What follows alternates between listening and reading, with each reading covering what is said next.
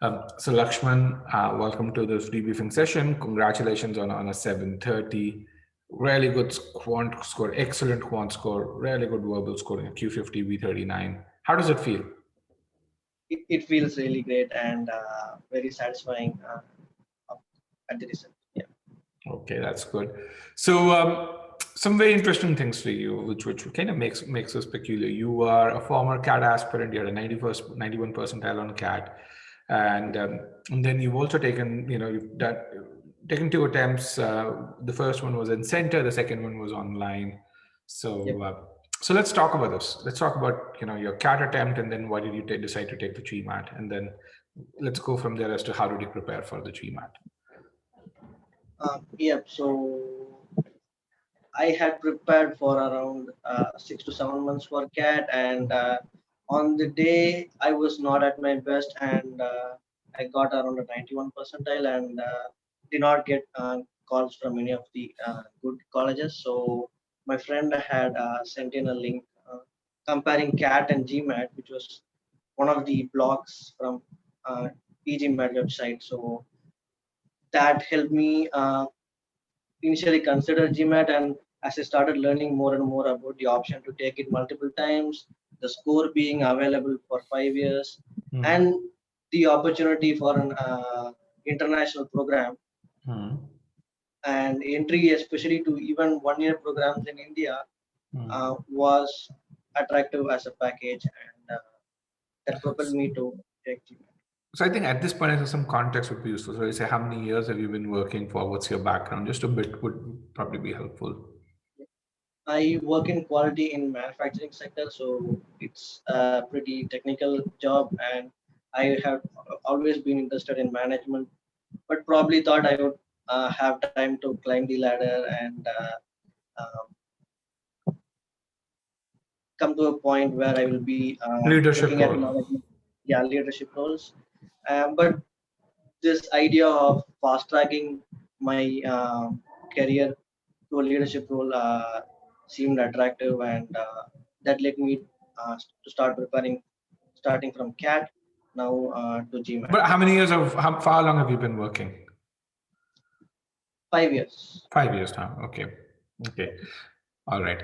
I think I think so. You're that mid-career individual who's really saying, I want to kind of accelerate my growth and go to that next point over there, and so that's a good thing. And it's a pretty common reason to do an MBA.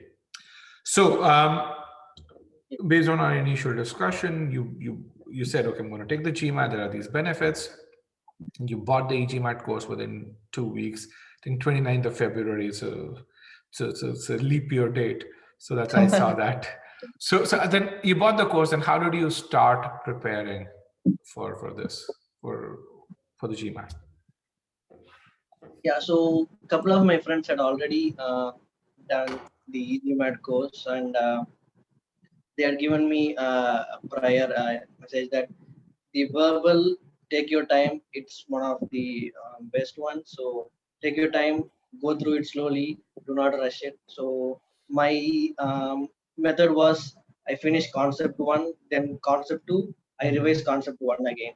If we go to 3, I revised 1 and 2 again. So got it. In this method, it took a little longer time, but I felt it was effective, and I noted down the feedback points that were given in each of the videos or even in questions. Okay.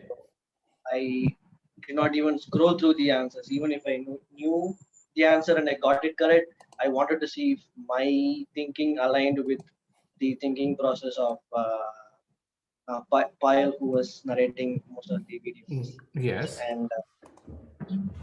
And that was a very good strategy, I think, for me. It worked, and I took copious notes. Yeah.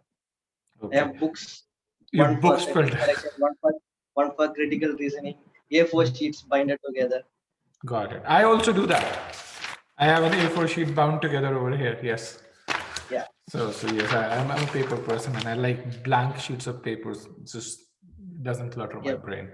So you had this, and your stats are excellent. So I mean, when I look at this over here, I have your sentence correction.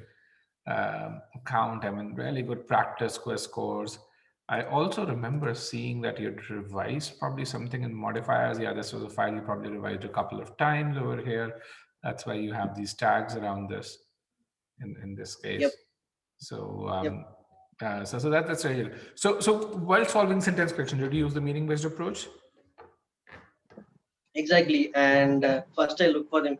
This was not natural to me because I'm a very fast reader. So I had to slow myself down and first I'll read the sentence while understanding the meaning, and then I have like a code, tense, plural, pronoun, parallelism, modifier, idiom. So I I try to analyze the question based on on that sequence. It is not entirely the sequence that was given, but I was able to memorize this easier. Got it. And so, as you did this, how did it feel? I mean, how was were you confident while answering questions? You did that.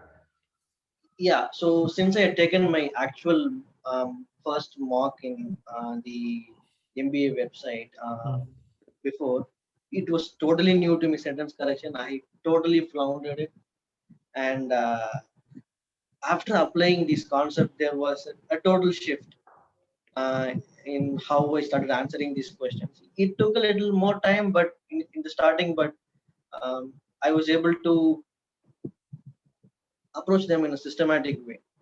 That Got is it. not something how it worked naturally for me to read passages or questions, but that change took some time, but it was really helpful doing that. Got it. Okay. And then let's kind of move from sentence correction to critical reasoning. Uh, how was critical reasoning for you? And then did you apply the pre-thinking approach? Yeah, so in my first attempt of V36, the only section that I got very good, like around 88 percentile, was critical reasoning. I reached to a point where applying the systematic process of pre-thinking, I always got the correct answer. So it was really good having the pre-thinking, and before going to the options, I I had it already in my head. So one clue, one information is that the first two times when I'm doing pre-thinking, I'll be like, how are they pre-thinking this? They already have the answer in hand, and that is why they're able to do this. But once I reached a particular stage, I was able to actually get the Do the same options. thing. You're Yeah, like, okay, now I understand how they were doing this, that they didn't have the answer, but when you apply the questions, it's exactly. the option, the outcome is very natural. Okay, that's pretty good. And so so you did that. Uh, so you got that first attempt, you had that Q48, and you had that V36. So good scores, and I'm looking at this. There's your ESRs there over here, and good score. I mean, both good, really good verbal score, good quant score. Then what did you do? How did you plan for the second attempt to that 731 over here?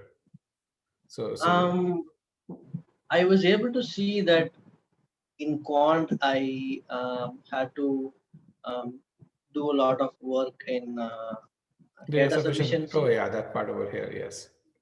and higher difficulty problem solving. And Yes. I went back to my notes and saw that having certain time limits for each block was helpful. So what I had Okay. done in the attempt is that I rushed through my first attempt, thinking that I won't have time. Got it. And especially in my third block, I did a lot of wrong. Uh, Yes. Yes. And your average time is also lower. It's a minute 39 over there. yep. So I had to learn to slow down myself and systematically try to read the question and visualize. So I had noted down those concepts of attending a quant question, and visualize was where I attacked. I had to visualize the question. So sometimes during the third block, when I find a question difficult, I had clicked an option and ran away from the question. Got it. I came to realize that GMAT is not going to give a question where I have to work for 5 minutes. Not a lot of calculation. Exactly. So visualizing the question in multiple ways, I was able to find one particular part, Got it. which gave a shorter time. So once I started spending time on that and slowing myself down, the score improved. So what you're really saying is I didn't slow down to take longer to solve the question. I slowed down to before starting to solve the question. Exactly, exactly. And because of which you took less time to solve the question. Exactly. So spending so much time on it, you would think it would take 5 minutes, but it takes half a minute to solve actually once you find a good path to solve the question. Even for a very, very difficult question, it would take a minute more. So I was able to, on occasion, allocate 3 or more minutes to a question because I'm able to solve some other questions in the same block with the same difficulty in less than a minute. Sometimes it happens. So you can trust on yourself. If you have practiced enough, you can trust on yourself and give the required time. So if I were to rephrase what you just said, to be more precise, what you said is read the question slowly. Don't slow down, but read the question slowly.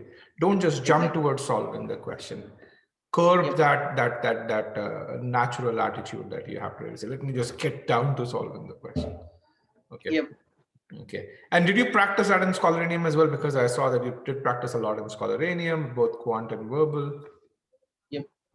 So I have been doing those things. So on the day I actually missed them. So for the next 1 month between my two attempts, I went revisited those concepts and ensure that I am doing things slowly.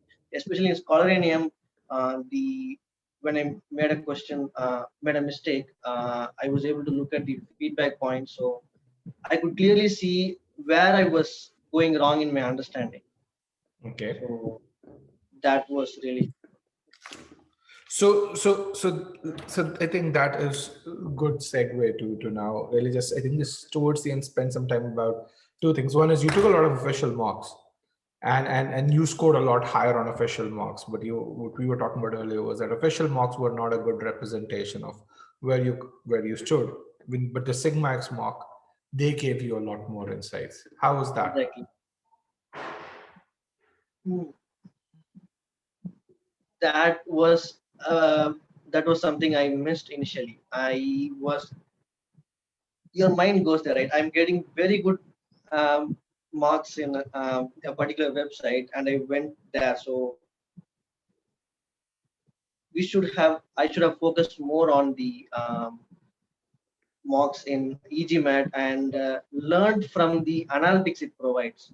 For the first two mocks, I spent nearly a week analyzing them, and there was a lot of ways in which you could slice the data and do what you have done.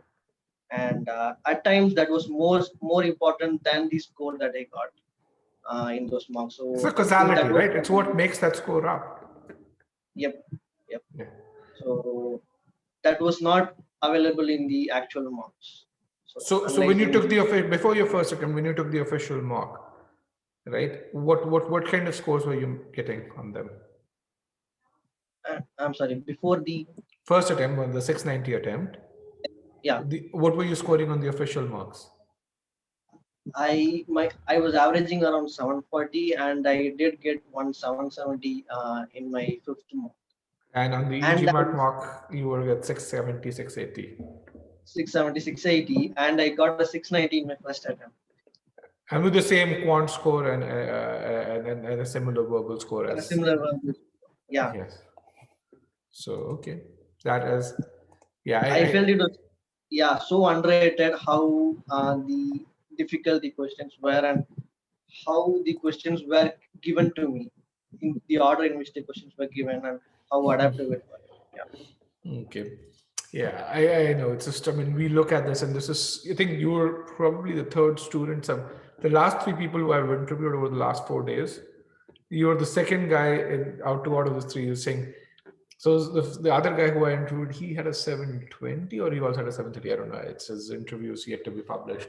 Um, and I've forgotten what his score was. So he scored a 630 in his first attempt. And this was before he bought the e-GMAT course. One of our strategy experts asked him to take a mock. And he scored a 630 and in that mock, and he was scoring but he was scoring 680 690 on his official mocks. Yep. And we told him, we said, you are not going to get a 700 on the official test. And he said, no, I'm getting 680 690. If I just get 10 more points, I think I will. And he ended up getting a 620. And Yeah. then he came back and said, okay, I now understand where you guys were coming from over there. Yep. And it's so he wasn't a customer when that happened. In your case, you were a customer when this happened. But again, very similar story, yes. And again, the reason is because you can see the causality where what the scores are made up of, what abilities in SC, CR, and RC, in arithmetic and algebra. Okay. So let's kind of get to what you want to do next. You want to get into management, mid-career executive, just MBA seems the next right step for you. Very technical job right now. So and you said INSEAD is probably the right next course for you. Now tell me, why 1 year? Why a 1 year MBA?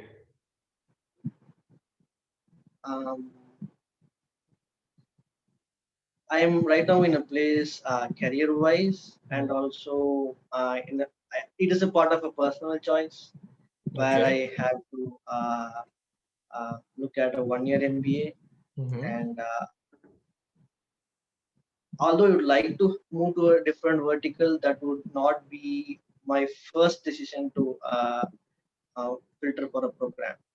I would like for the happen. I understand if you're looking for a different vertical, and that is one of your primary choices. A 2 year program is good because you have the internship. Yes. And that is not a real concern, because although you would like to move to a different vertical, I do love manufacturing and got it. So that's where the fast moving consumer goods is FMCG is where you want to get to, and that I think is not as it's a big shift, but it's not like you want to go from where you are today, which is manufacturing, to core technology and all of that stuff. Okay, that makes sense.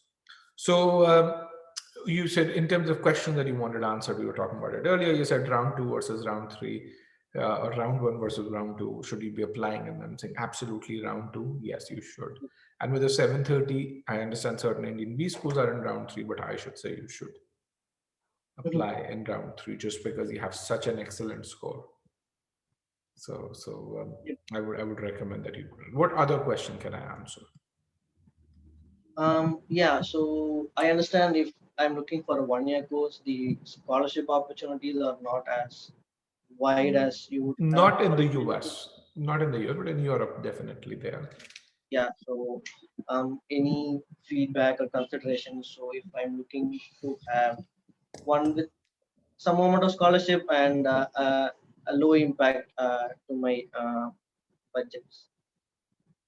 So here's something I would very truly recommend.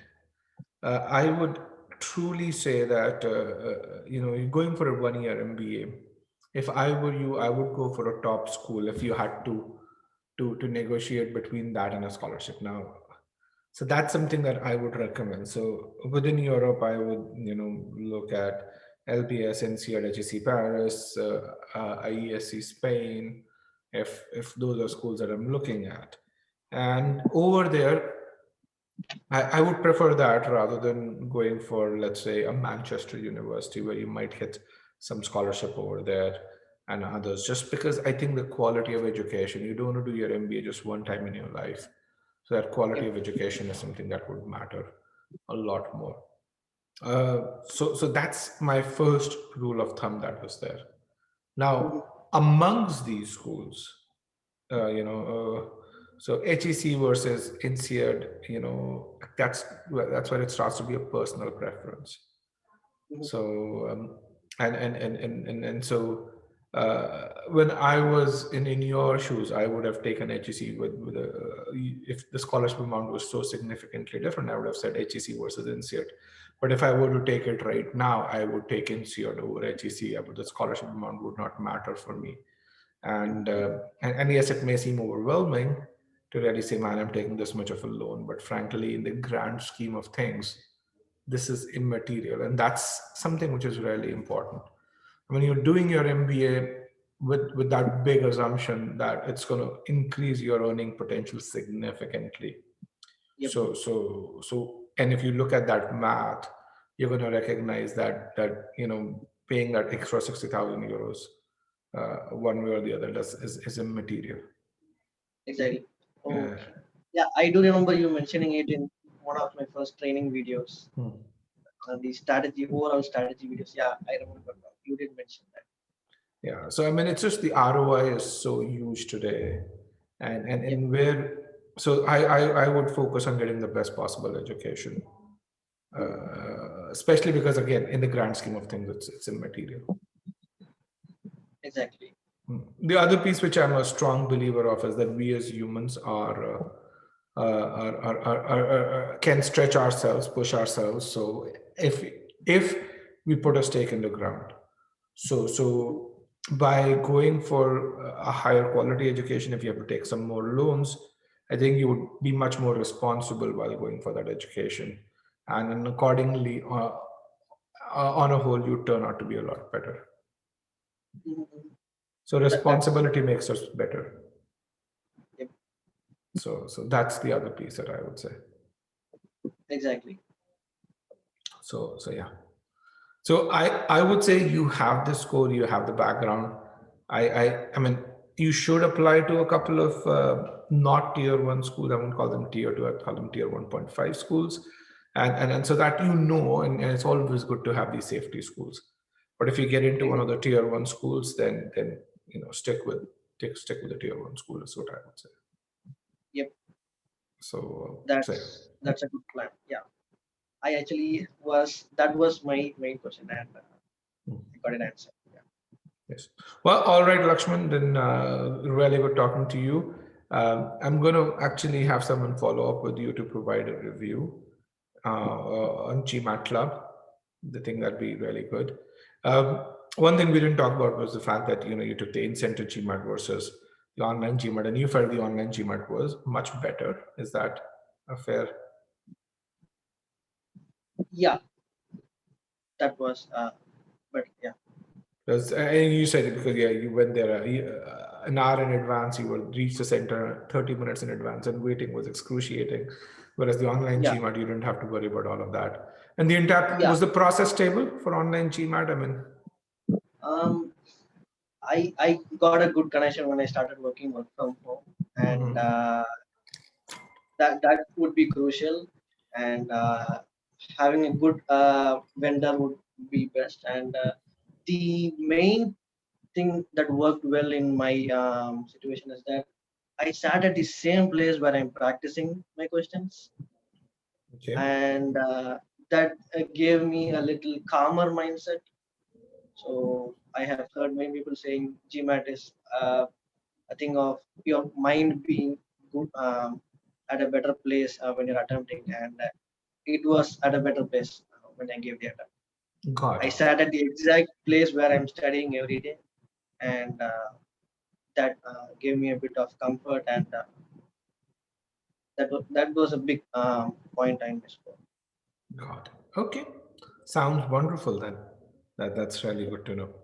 Okay, Lakshman, it was a pleasure talking to you. Keep me updated as to the schools that you apply to and how those go. Definitely. I will look forward to hearing from you. And so good luck for the future. Thank you. I had a great time talking to you. It was wonderful talking to you. Thank you and bye-bye.